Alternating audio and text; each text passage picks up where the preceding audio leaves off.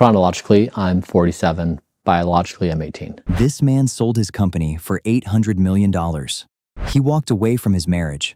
He left his religion. And then he made a decision that sounds almost impossible. He decided he would try to reverse his aging. Completely. Not slow it down. Not optimize it. But actually become younger. His name is Bryan Johnson. And what he's doing might be the most extreme human experiment ever attempted. I've spent the past 5 years trying to become the healthiest person on planet Earth. This story isn't really about health. It's about control. It's about what happens when a human being stops listening to their intuition, their culture, and their cravings, and starts listening only to data. To understand why a man would spend millions to become a biological machine, you have to understand the man he was trying to escape. Bryan Johnson was born in 1977 in Provo, Utah. I grew up in a small rural town in Utah. He was raised in a world defined by the Church of Jesus Christ of Latter-day Saints. It was a life of strict boundaries, certainties, and a pre-written script. My parents split when I was 3, so my mother raised us for the next 5 years single, then I got a stepfather. He wasn't always a tech mogul. He served a mission in Ecuador, 3 years of living with limited resources, seeing the raw reality of human struggle. When he returned, he went to Brigham Young University, graduating in 2003, but even then, the hustle was already there. While still a student, he started a business selling cell phones, services to other students. To pay his way through school, he didn't just want to learn, he wanted to build. By his early 20s, he had followed the plan perfectly. He got married, started a family, and began the life he was told would make him happy. But under the surface, a friction was growing.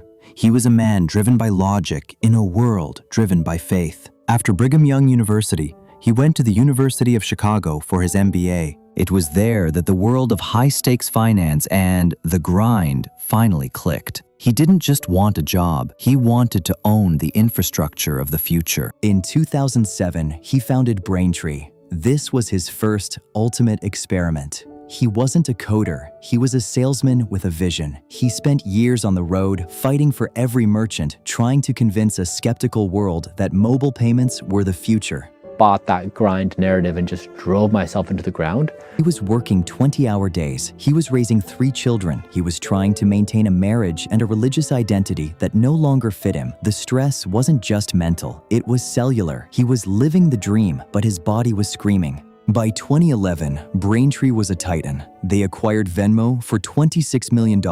They were processing billions of dollars. Bryan was officially a success. But he was also a man who had forgotten how to sleep, how to eat, and how to be happy.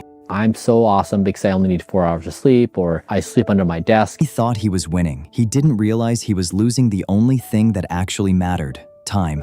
In 2013, the climax arrived. PayPal came knocking with a check for $800 million.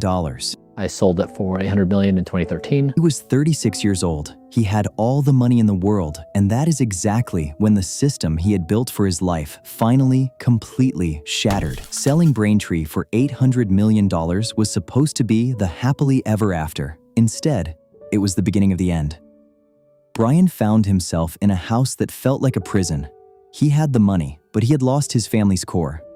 The strict religious upbringing he had followed for decades finally shattered, leading to a divorce and a total separation from his church. In 1 year's time, I sold my company, got a divorce, left my church, all in 1 year. He was a man without a map. His mind was spiraling into a deep, dark depression. Every night, evening Bryan would take over, a version of himself that was stressed, impulsive, and reached for food to numb the pain. He realized he was becoming a ghost in his own life. But then he made a pivot that changed everything. He didn't just want to fix his mood, he wanted to fix the human condition. He took $100 million and founded Kernel. Kernel was built to create high-tech helmets that could read brain activity with the precision of an MRI. But while you're sitting in your living room, he wanted to see the data of his own thoughts. Simultaneously, he launched OS Fund. He didn't invest in apps or social media. He invested in hard tech, companies rewriting the code of biology. He realized that if life is just an operating system, it was time for an upgrade. Bryan decided to stop making decisions. Decisions are where humans fail. Instead, he let the data run his life. Imagine waking up every single day at 5 a.m., not because you feel like it, but because the system demands it. His day starts with a ritual that looks more like a laboratory experiment than a morning routine. He consumes exactly 1,977 calories. Not a single calorie more, not a single one less. First, there is the super veggie, a bowl of black lentils, broccoli, cauliflower, and garlic. Then comes the nutty pudding, a precise blend of macadamia nuts, walnuts, and berries. But here's the kicker. He stops eating by 11 a.m. By fasting for the remaining 18 hours of the day, he triggers autophagy, a process where the body literally cleans out its own damaged cells. He isn't eating for pleasure, he is fueling a biological machine. I just don't trust any food supply now. This obsession with optimization eventually led him to the most controversial experiment of all, the tri-generational blood exchange. To the public, it looked like a scene from a Gothic novel. People started calling him a vampire. But how does it actually work? The theory is based on parabiosis. In lab studies, when you circulate the blood of a young mouse into an older mouse, the older mouse shows signs of rejuvenation. Now in 2026, Bryan is 49 years old, and he took this to the absolute extreme. He took 1 liter of young, nutrient-rich plasma from his 19-year-old son, Talmadge. He then donated 1 liter of his own plasma to his 70-year-old father, Richard. It is important to understand that this isn't a daily or even a weekly occurrence. These plasma transplants are typically performed as a monthly series or one-off clinical trials to observe the data. But here is where the science meets the law. The FDA, the Food and Drug Administration, is the United States' highest medical watchdog, and they are highly skeptical for 3 major reasons. First, there is a total lack of proof. The FDA has officially stated that there is no proven clinical benefit of injecting plasma from young donors to cure or treat aging. To them, the data simply isn't there yet. Second, there are massive safety concerns. They warn that these procedures carry significant risks, including severe allergic reactions or even acute lung injuries. They argue that these experiments should never be done outside of a controlled, authorized clinical trial. Finally, there is the issue of regulation. Because Bryan is doing this as a private citizen and not selling it as a drug, he is technically allowed to experiment on himself. However, the FDA warns the general public not to follow suit.